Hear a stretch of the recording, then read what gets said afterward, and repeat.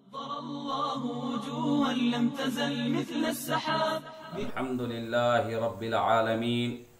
वस्सलातु वस्सलातु अला सय्यिदिल मुरसलीन व अला आलिहि व सहबिहि अजमईन व मन दआ बिदअवतिहिम इला यौमिद्दीन अम्मा बाद. बिस्मिल्लाहिर रहमानिर रहीम. अस्सलामु अलैकुम व रहमतुल्लाहि व बरकातुहू. आज हम अपने तलबाए किराम अरबी पंजुम के तलबा के सामने किताब मुख्तारात का बराह रास्त सबक शुरू करने जा रहे हैं.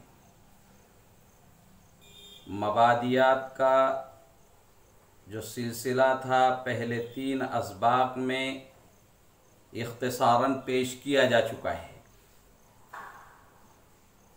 वो आप लोग सुन भी चुके होंगे.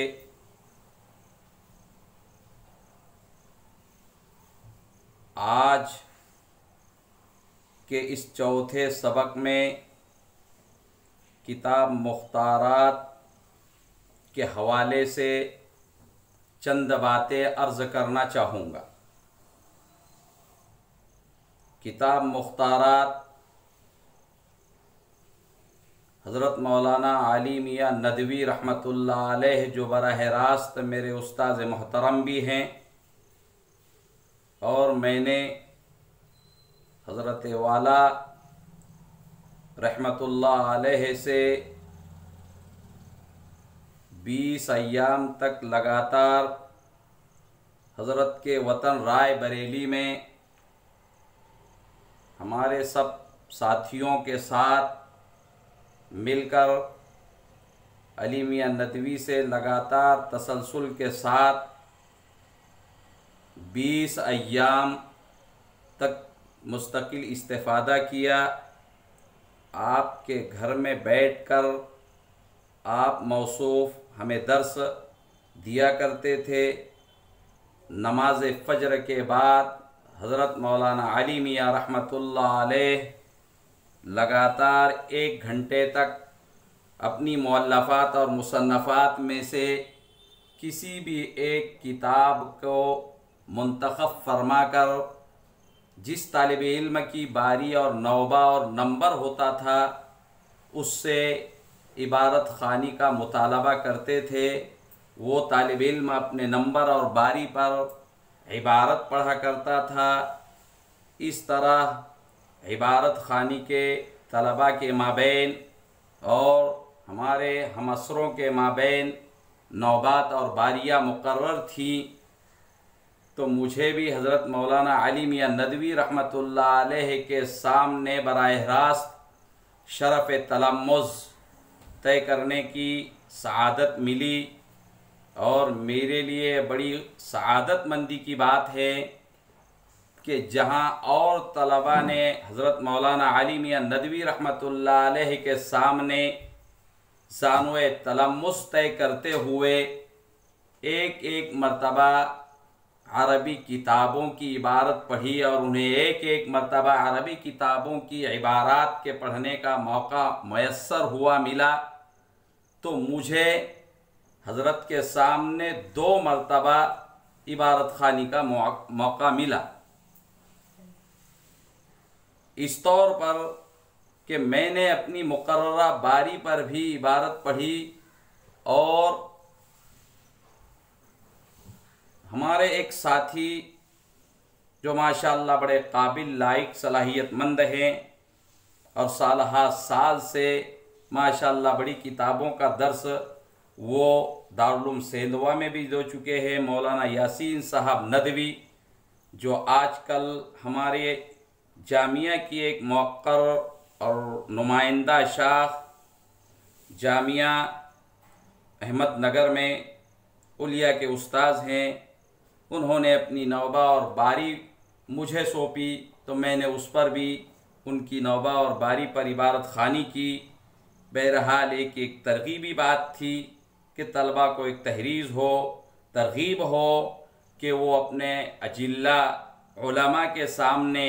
उदबा के सामने और बड़े बड़े असातिज़ा के सामने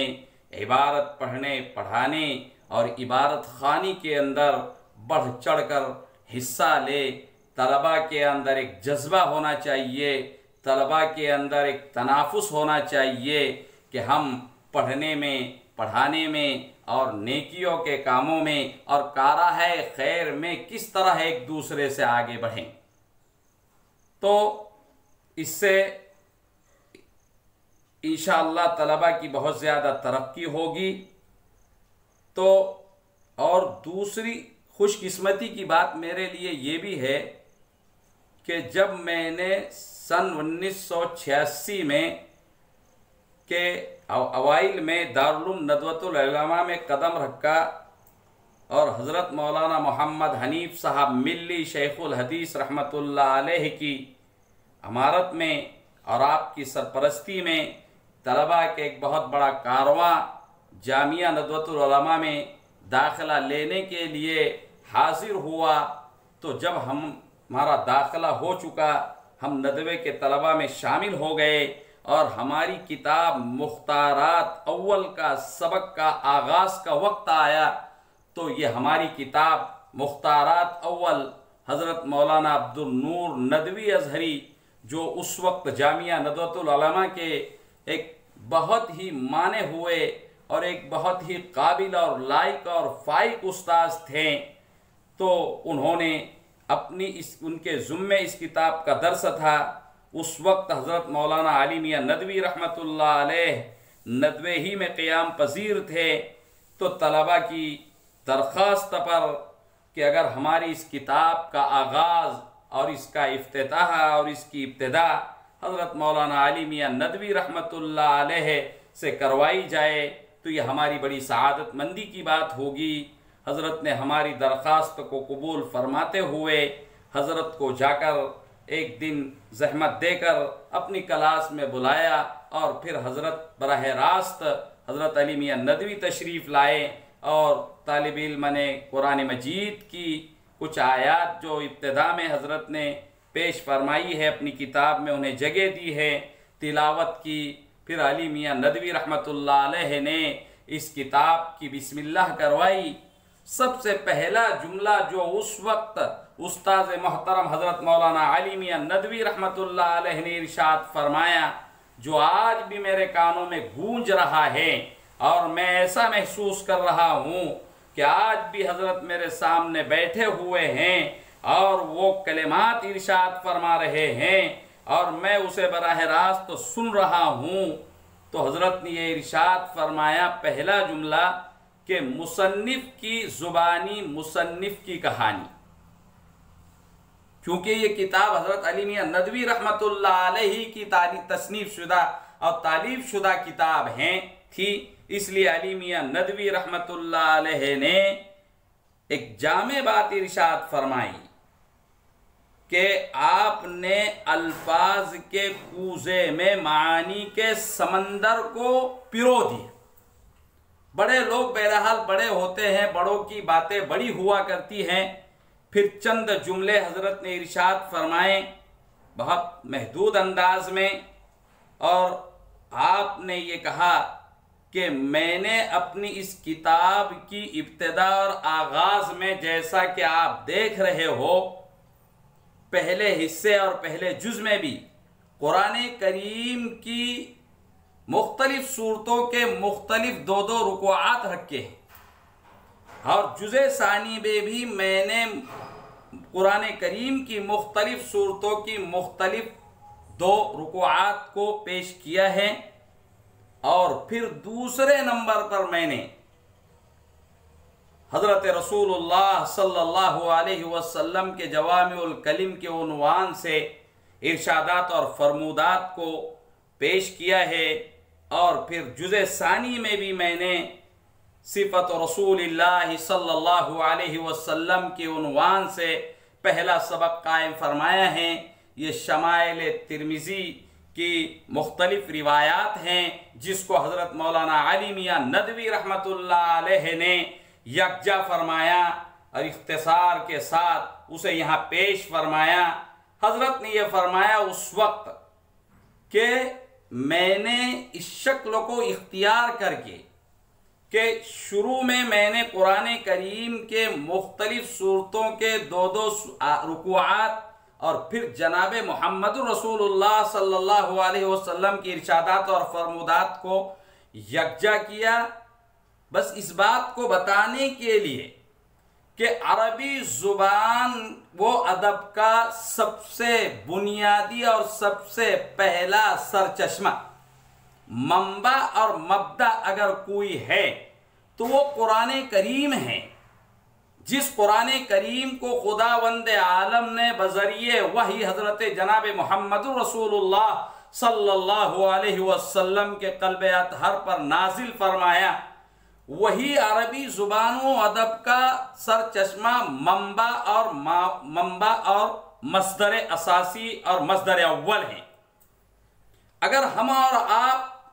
तारीख़ अदब अरबी का मुताला करें, हसन ज़य्याद की किताब तारीख़ुल अदबिल अरबी को देखें, उसका मुताला करें, और हम तालिबान उलूम नबुव्वत को और खुसूसन तलबा अदब को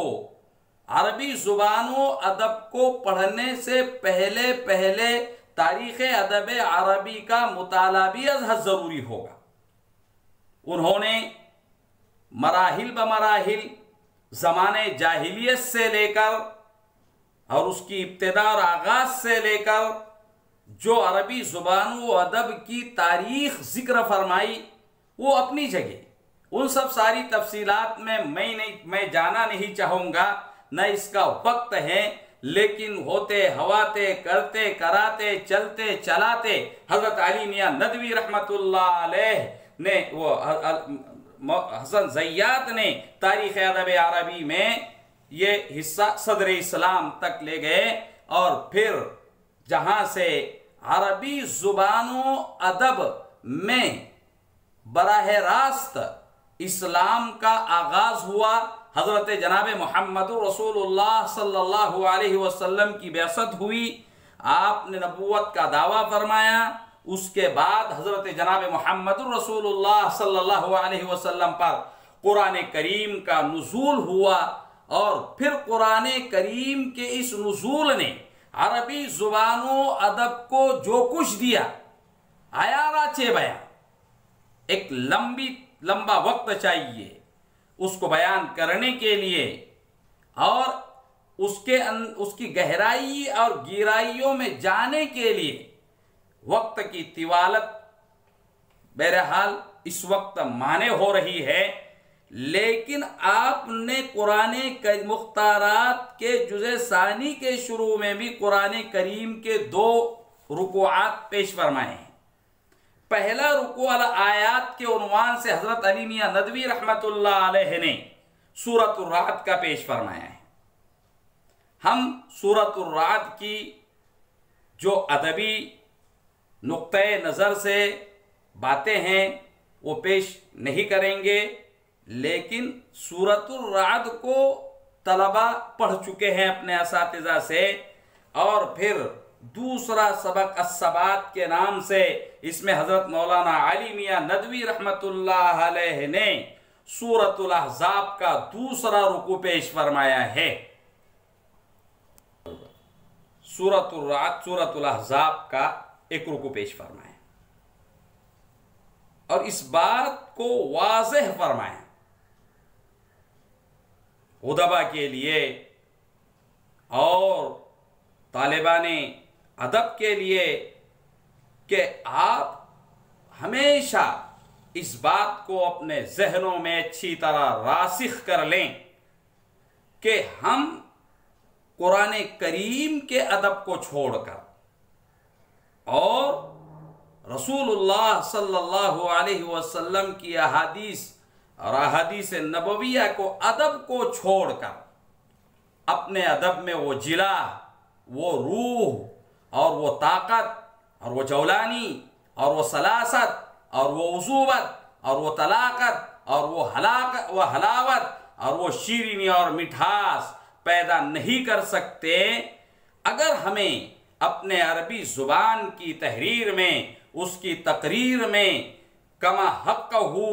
सलासत पैदा करना है, रवानी पैदा करनी है, बलागत और फसाहत के मेयार को बुलंद करना है, और उसके अंदर हमें बहुत आला व बाला मेयार पर पहुंचना है, तो हमें कुरान करीम के साथ वाबस्तगी के हद तक नहीं, बल्कि अपने दीन व ईमान होने के नाते भी उसके साथ हमारा रब्त मरते दम तक गहरा से गहरा होना चाहिए। और फिर हमारी अरबी जुबान की तहरीर व तकरीर में भी जा बजा हम कुरानी आयात के कलिमात, उसके अल्फाज, उसके टुकड़ों और उसकी ताबीरात को हम अपने किसी भी उन्वान और किसी भी तहरीर व तकरीर के अंदर जा बजा मौका महल के हिसाब से चस्पा करते रहें, उसे यूज करते रहें, लाते रहें,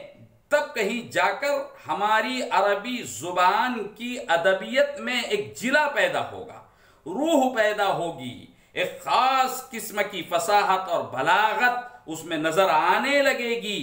वो अदब ही क्या है, वो तहरीर ही क्या है, वो तकरीर ही क्या है कि इंसान सफ़हात लिखता चला जावे, इंसान घंटों बोलता चला जावे, लेकिन कहीं भी कुरान करीम के कलिमात और अल्फाज को वो मौका महल के हिसाब से, कुरानी ताबीरात को, कुरानी जुमलों को, कुरानी आयात के टुकड़ों को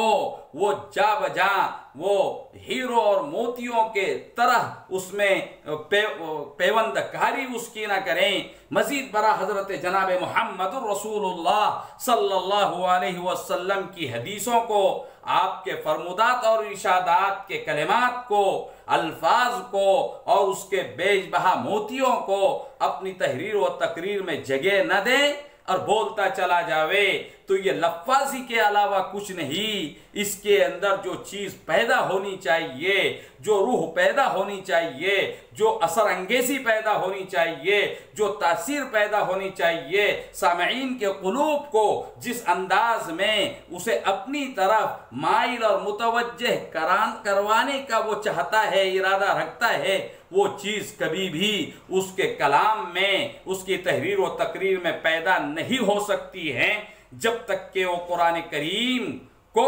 मंबा और मस्दर की हैसियत से अपने लिए एक उसवा नहीं बना लेता, एक कुदवा नहीं बना लेता। इसलिए अज़हद जरूरी है कि हम कुरान करीम के वो तलबा तो काबिल मुबारकबाद हैं जिनके सीनों में पूरा कुरान हिफ्ज़ हैं और वो कुरान करीम के बेहतरीन हाफिज भी हैं, कुरान करीम के बेहतरीन कुर्रा भी हैं, वो मुजव्विदीन भी हैं, और माशाअल्लाह अल्लाह पाक ने उन्हें इस दौलत उज़्मा से नवाजा है कि उनके सीनों में कल अपने कलाम मजीद को रहती दुनिया तक के लिए महफूज फरमाया। वो तो वक्त के बहुत बड़े अदीब बन सकते हैं, बशर्ते ये हैं कि अरबी ज़ुबान के अदब के लिए और अरबी ज़ुबान के सीखने के लिए जिन चीज़ों की बेसिक तौर पर, बुनियादी तौर पर ज़रूरत है, वो उनके अंदर एक काबिलियत पैदा करें, एक लियाकत पैदा करें, एक ऐसा जौहर पैदा करें कि जिसको मशाले राह बनाते हुए वो अपनी मुअक्कद और पेचीदा गुत्थियों को सुलझाता चला जावे, इबारतों को खोलता चला जावे, मसादिर की किताबों को और मराजी की किताबों को वो हल करने वाला बने, उसको अक्स करने वाला बने, और वो एक खास तबीयत का मालिक बने। तो ये कब होगा? जब उसे कुरान करीम की सूरतें याद होगी। उस शख्स का क्या कहना, वो तो नूरुन अला नूर है जो पूरे कुरान करीम का हाफिज है अल्लाह के फजलो करम से और उसकी बेपाया इनायतों से। हमारे जामिया का इम्तियाजी वस्फ और जामिया की शाखों का और उसकी फुरुआत का इम्तियाजी वस्फ ये है कि हमारे अरबी दर्जात में हुफ्फाज तलबा की तादाद ज्यादा होती है, 75% बल्कि उससे भी ज्यादा 85 तक के और फीसद हमारे तलबा हुफ्फाज होते हैं, मुजव्विदीन होते हैं, कुर्रा होते हैं, अब मैं उनसे ये अपील करूंगा कि वो जनाब मुहम्मदुर रसूलुल्लाह सल्लल्लाहु अलैहि वसल्लम की अहादीस का भी हिफ्ज करें, उसकी तरफ खास तवज्जो देने की ज़रूरत है कि वो रसूलुल्लाह सल्लल्लाहु अलैहि वसल्लम की हदीसों को याद करें। हम हदीस की कई किताबें पढ़ते हैं, लेकिन हम उसकी मतन के साथ, सनद के साथ कुछ भी हदीसें आज हमें याद नहीं रहती। हमारे जामिया के रूह रवा हज़रत मौलाना हुज़ैफ़ा साहब वस्तानवी मद्दज़िल्लहुल आली ने हमा जेहती नशातात खारजिया में बहुत सारी ऐसी चीज़ें शामिल फरमाई हैं जो हमारे अपने जामिया का एक खुसूसी इम्तियाज़ है। अल्लाह नज़र बस से बचाए। उन्होंने मुज़क्करात तैयार किए, नहव के मुज़क्करात, सर्फ़ के मुज़क्करात, हदीस के मुज़क्करात, हिफ्ज़ हदीस वालों के लिए नहव के मुज़क्करात, बलागत के मुज़क्करात, अदब के मुज़क्करात, उसूल के मुज़क्करात, और उन्होंने इस तरफ तलबा को की तवज्जो को मुतवज्जह फरमाया। माशाअल्लाह बहुत बड़ी तादाद में यहाँ हमारे जामिया में तलबा कई सौ हदीसों के हाफिज है। हमारे जामिया की एक शाख माशाअल्लाह जो वैजापुर में है और खालिद इब्न वलीद जामिया के नाम से चल रही है, वहाँ के कुछ तलबा हमारे यहाँ आज भी आते हैं तो हजार और 1500 और 2500 हदीसों के हाफिज है। और यहाँ पहुँचने के बाद मरकज़ पर उन्होंने चीदा चुनिंदा असातिज़ा को वो हदीसें सुनाकर उनसे भी जो है तो एक